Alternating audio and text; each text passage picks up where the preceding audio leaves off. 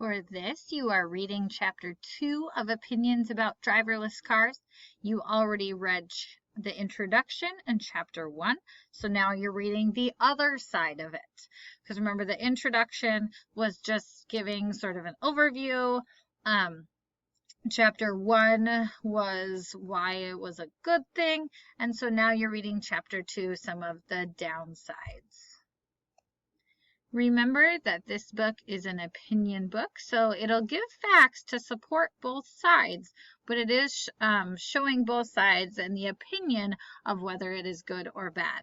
So last time, I believe you had to say why driverless cars would be great, but now that you've read both sides, which side do you agree with and why? It might match what you said in the introduction, the side you agreed with, or maybe you've changed your mind now that you've gotten some more information about driverless cars. Maybe it matches what you had learned or what you thought, or maybe you have new information and so you have a different opinion. Either one is fine.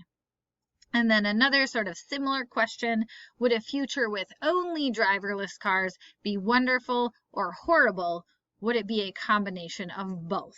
So again, do you agree with having driverless cars? Is it a good or bad thing? If we only had that in the future, do you think that would be wonderful or horrible? And then just make sure to explain why you think that. And if you're having trouble with the book, understanding anything, as always, let me know. You can have this read to you, which is no problem.